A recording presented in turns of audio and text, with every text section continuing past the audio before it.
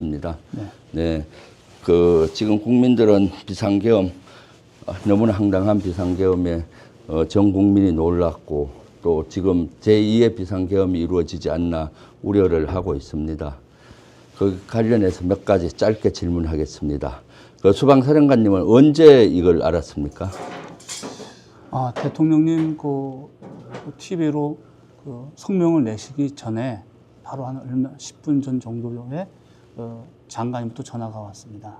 사안이 지금 위중해서 집무실에서 좀 대기하라고. 그래서 집무실에 대기하는 상황이었습니다. 아, 그래요? 그럼 그 전화를 받은 거는 밤 몇 시경입니까? 어디서 받았죠?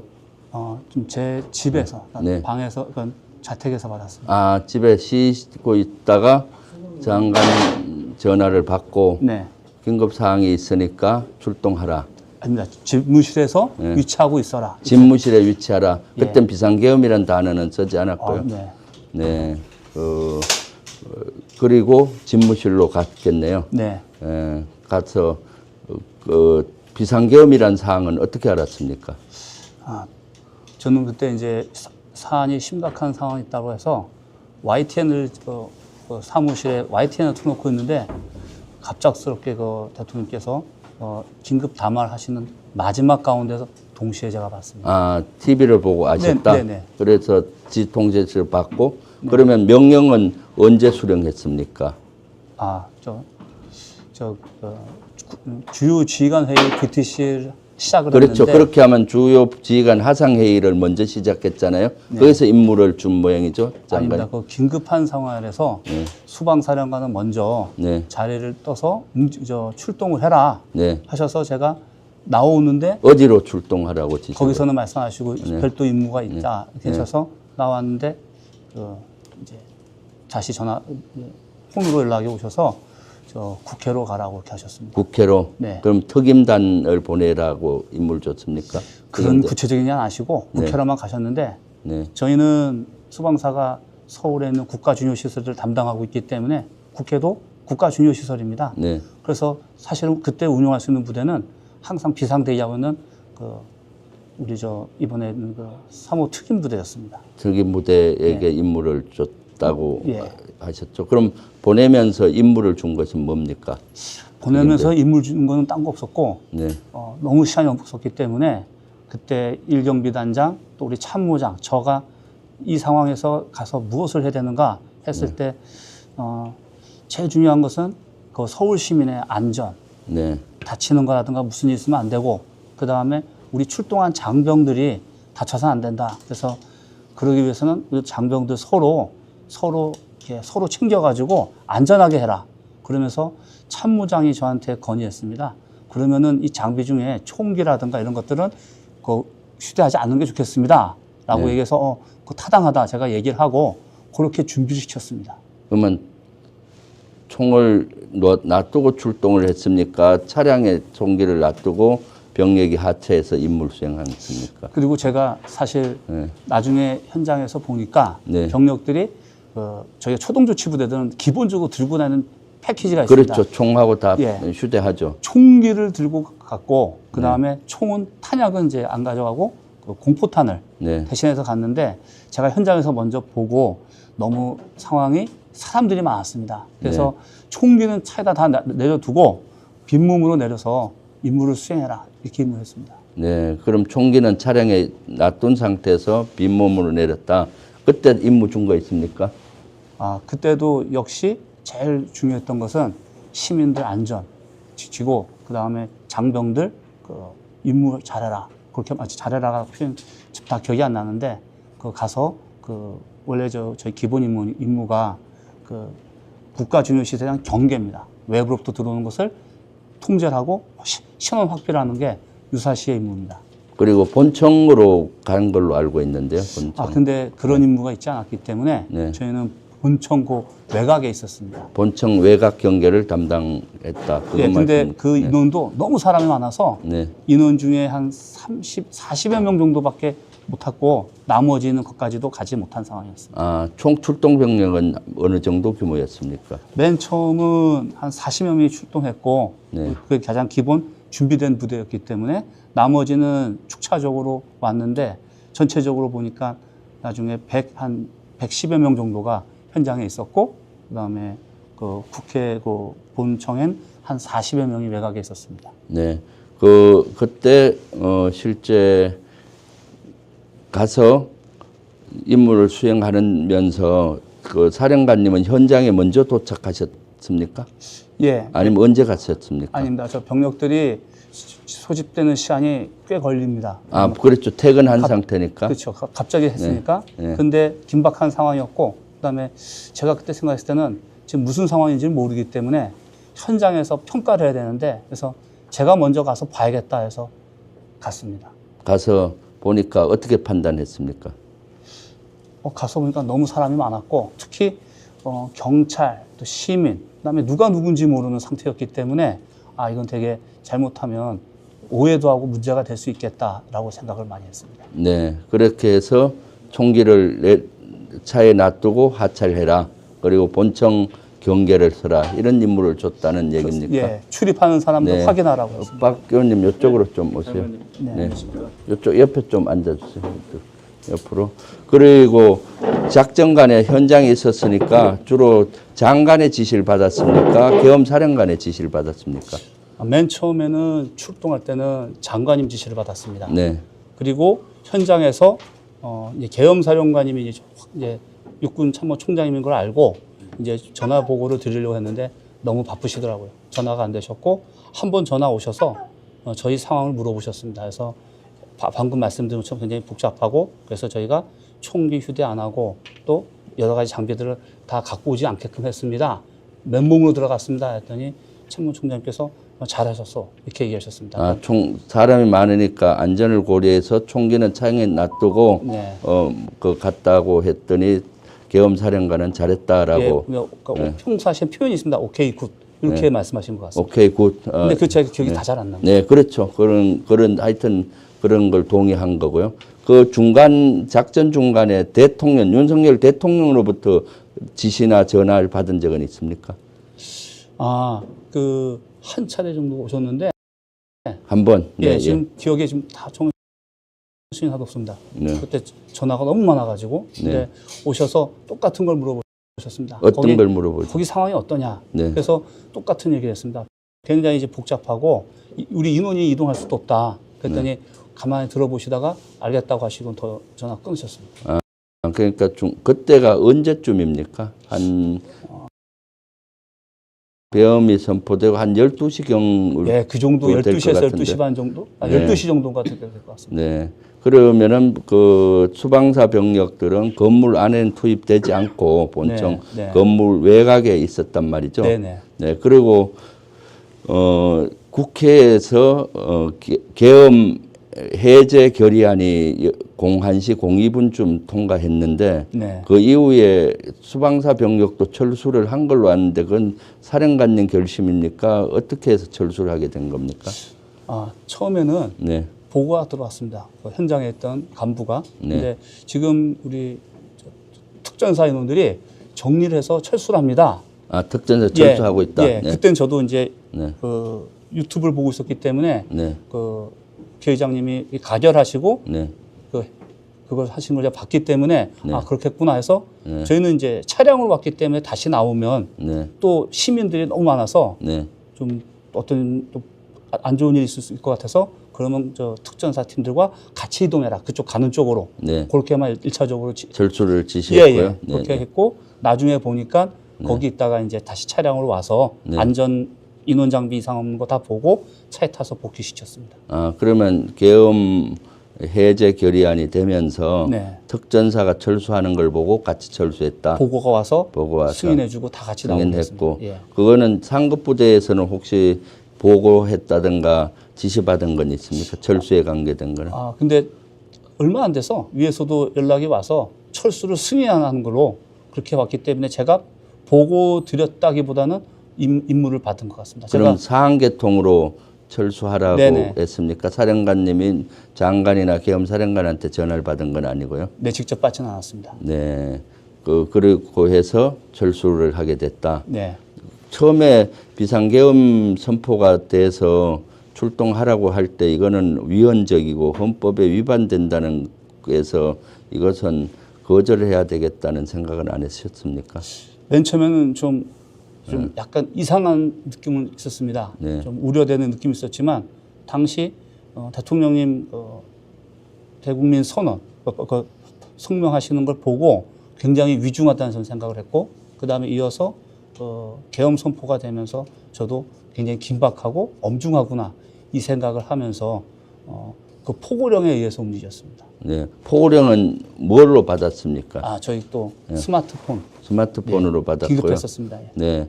근데 작전 병력은 그 포고령대로는 준수를 안 한 것 같아요. 왜냐하면 거기는 정당 활동 금지 이런 것들이 있고 하는데 저희 장병들이 그거는 몰랐을 겁니다. 네, 예. 저희 지휘관들의 임무에 의해서 네.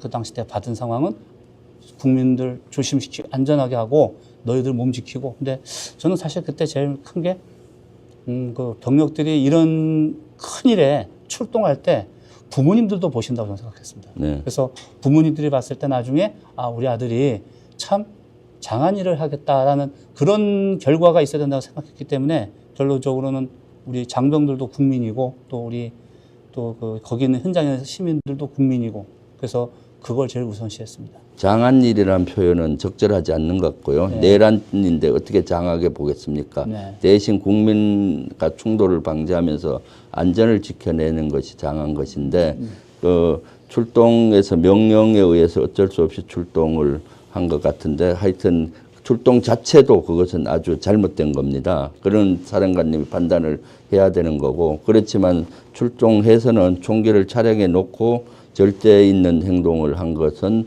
잘한 것 같고요.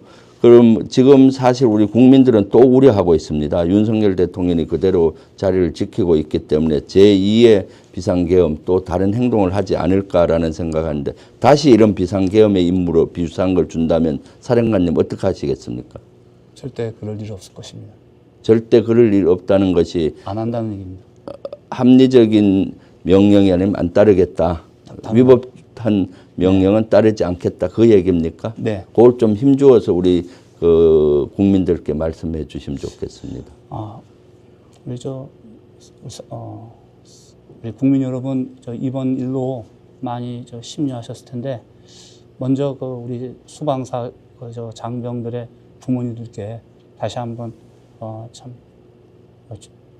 진심으로 좀 안타깝고 사과 말씀드리고 또 국민 여러분 우리 수방에서는 기본 임무가 수도 서울 시민을 지키는 겁니다. 그래서 어떠한 불법적이고 또 적절치 않은 것은 절대 응하지 않습니다. 국민께 사과도 한마디 할 필요가 있다고 봅니다. 예, 우리 대한민국 국민 모든 분께 제가 현장에 출동했던 지휘관으로서 좀 더 세밀하게 살피지 못한 그 부분에서 사과드립니다. 네. 지금 조금 있다 또 갑자기 국방위가 어저께 요구했던 게 열린다고 해서 오늘 인터뷰 시간은 짧게 하는데 박선원 의원님 왔는데 한 두세 개만 짧게 질문해 주세요. 예, 이진우 사령관님, 제가 몇 차례 쿠데타성 계엄령 예비 음모가 있고 여기에 이진우 사령관이 참석했을 것이라는 의혹을 제기한 것 기억하시죠? 의혹 제기하신 거요? 예. 그리고 국정감사장에서도 결코 그런 일이 없어야 된다고 제가 이야기를 했었고 이진우 사령관께서도 그렇게 하지 않겠다고 말씀하지 않으셨습니까? 네. 그런데 이번에 비상계엄에 거의 선봉에 선 부대 중에 하나가 되었습니다. 더욱이 현장에 계신 거 아닙니까, 사령관님? 네. 그래서 국민들은 그게 과연 우리 수도 서울을 지키고 대한민국 국민을 지키는 일인지에 대해서 되묻지 않을 수가 없습니다. 그것은 분명히 불법적인 행위였습니다. 현재 장갑차 등 전투 차량은 얼마나 투입하셨습니까? 출동시키지 않았습니다. 네.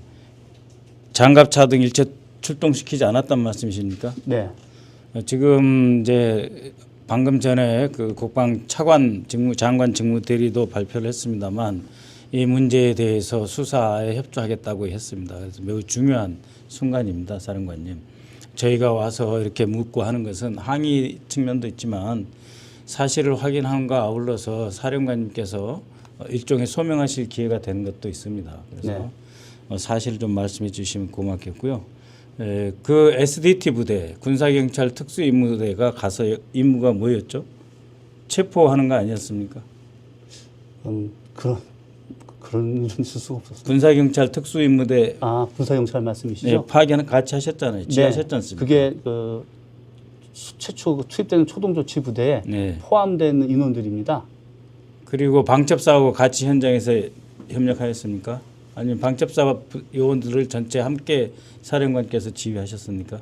그렇지 않습니다. 전혀 그 방첩사가 있는지조차도 저는 몰랐습니다. 네, 앞으로 조금 더 또 국회 국방위가 열리니까 조금 더 확실하게 말씀해 주시기 바랍니다. 다시 한번 아까 김병주 위원께서도 말씀하셨지만 이번 비상계엄 합법적이라고 생각하십니까? 결과론적으로 끝나고 나서 네, 돌이켜서 지금 평가를 해보셔야 됩니다. 많이 아쉽습니다. 네, 그렇죠. 아쉬운 것 갖고는 아니죠. 어떻게 아쉬운 정도입니까? 국방차관이나 네. 계엄사령관 했던 육군총장조차도 잘못됐다고 인정을 했습니다. 잘못된 것이죠. 예. 네, 이런 일 이제는 다시는 없어야 되겠습니다. 수방사가 항상 이런 그 군사 변란에 앞장서는 일 이제는 없어야 되겠습니다. 사령관님. 원래도 없었습니다. 2차 계엄 안 하실 거죠? 그럴 일 없습니다. 네, 알겠습니다. 네, 오늘 또 조금 있다 국방위가 3시에 열릴 예정입니다. 긴급 국방위원회가 열리는 게 1시간 반 전에 결정이 나서 또 사령관이 거기에 출석하도록 되어 있습니다. 그러면은 국방위에서 더 따져 묻도록 하겠습니다. 오늘 사령관님하고 얘기를 나누고 면담을 시간 내줘서 고맙고 면담을 해보니까 가장 핵심은 대통령이 직접 현장에 있는 수방사령관에게 전화를 해서 현장 사항을 확인했다. 맞는 것이죠? 예. 네. 그리고 사령관은 실제 현장에 위치해서 처음에는 상황 파악이 안 돼서 상황하고 거기에 시민들이 많이 있고 경찰도 혼재되어 있어서 위험할 걸 우려해서 총기를 차량에 그대로 둔 채 병력은 총기를 휴대하지 않고 하차시켜서 본청 쪽으로 향하게 했다. 그리고 장갑차도 출동 안 하는 걸 다시 한번 확인시켜 줬습니다. 출동하지 않아야 되는 거를 네. 다시 한번 확인해 줬습니다. 누구한테 확인을 했습니까? 우리 그 참모장, 제가 지금 기억에 네. 항상 저희는 지통실에 있는 네. 우리 참모장 아니면 작전참모랑 네. 토의를 했기 때문에 그런 것들 다 통제하라고. 왜냐하면 너무 위험한 상황이니까. 그러면 인원들이. 후속으로 장갑차 같은 것들이 출동할 수 있는데 원래 후속 대기 부대가 있잖아요. 예, 그러니까 네. 아시겠지만은 이게 계획되고 막 준비된 게 아니었기 때문에 네. 출동하라 그러면은 이게 기본 패키지가 있습니다. 네. 그래서 혹시라도 간과되면 또 모르고 나오는 부대가 있을까봐 네. 그걸 계속 확인시켜주는 상황이었어요. 네. 그래서 장갑차는 출동하면 안 네. 된다라고 임무를 하달을 했다. 위험할 수가 되게 네. 위험할 가능성이 높았습니다. 네. 그다음에 상황 전반적으로 장관하고는 한 몇 회 정도 통화됐습니까? 여러 차례였는데 네. 저 정확히 다 기억 안 나고 주로 다 내용은 현장 상황에 대한 어떤 상황인가 네. 이런 걸 많이 물어보셨습니다. 그 계엄사령관하고는 어느 정도 통화했습니까? 한 번 통했습니다. 한 번. 우리 저 참모총장님한테 네. 왜냐면 저희 계엄사령관이 되셨기 때문에 네. 제가 상황에 대한 보고를 드려야 되니까 네, 예. 그걸 한번 드리면서 아까 앞서 드렸던 그 말씀을 드렸습니다. 사항 보고를 드렸고요. 네네. 그러면은 이번에 비상계엄은 실질적으로는 국방부 장관의 지시를 받고 거의 다 움직이고 보고하고 한 형태네요. 그러니까 최초 출동했을 때는 네. 장관님께 직접 네. 받은 겁니다. 네, 알겠습니다. 하여튼 이번 사건은 실제 있어서는 안 되는 역사의 아주 오점인 사건입니다. 내란을 행한 것이죠. 대통령과 국방부 장관, 방첩사령관들이 핵심 충암파들이 일으켜서 실제 수방사 비롯해서 특전사 인원들을 동원을 해서 한 사항인데 실제 이것은 앞으로 여기에 대한 책임이 또 조사하고 책임을 일벌백계 해야 된다고 생각합니다. 오늘 시간 내주셔서 감사하고요. 국방위에서 추가적인 질의는 하도록 하겠습니다. 한 가지 더 오늘 국민께 제가 이 자리를 제가 요청한 한 가지밖에 없습니다.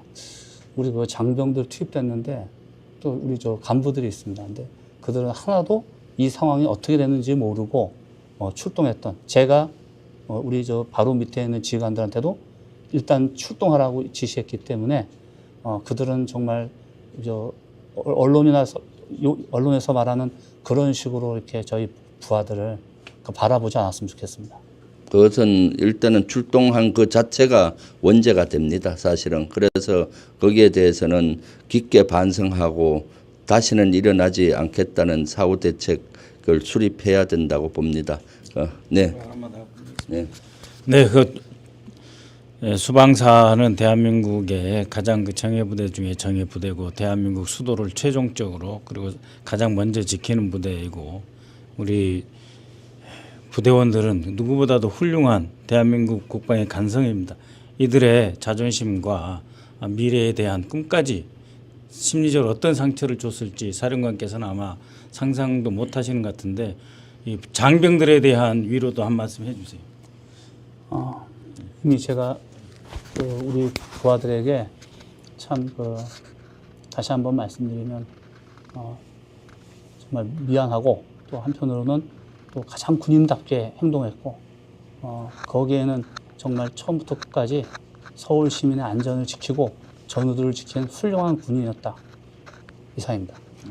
네, 알겠습니다. 그러면은 사령관님께서는 가주시고 네. 빨리 저기에서 뵙도록 하겠습니다. 국방에서 추가 질의는 하도록 하겠습니다. 오늘 시간이 많지 않아서 수방사에 항의 방문을 했고 여기에서 이제 저도 국방이 국회로 이동을 해서 국방에서 또 추가 질의를 이어가도록 하겠습니다. 항의 방문과 사령관 면담 이걸로 짧게 하도록 하겠습니다. 오늘 결론은 대통령이 실제 윤석열 대통령이 계엄 사항에서 비상계엄 사항에서 사령관에게 전화를 하고 깊게 관여했다. 대통령의 지시 관여했다는 증거이고요. 그리고 수방사는 나름대로 시민을 지키기 위해서 총기까지 차량에 놓고 이렇게 한 이런 거는 추가로 확인을 했습니다. 더 자세한 것은 국방위를 여러분 많이 봐주시고 윤석열 대통령 너무나 위험합니다. 이제 끝장내야 합니다. 탄핵 소추안 내일 꼭 통과가 돼야 합니다. 국민 여러분과 우리 시청자 여러분 꼭 같이 해 주시기 바랍니다. 감사합니다.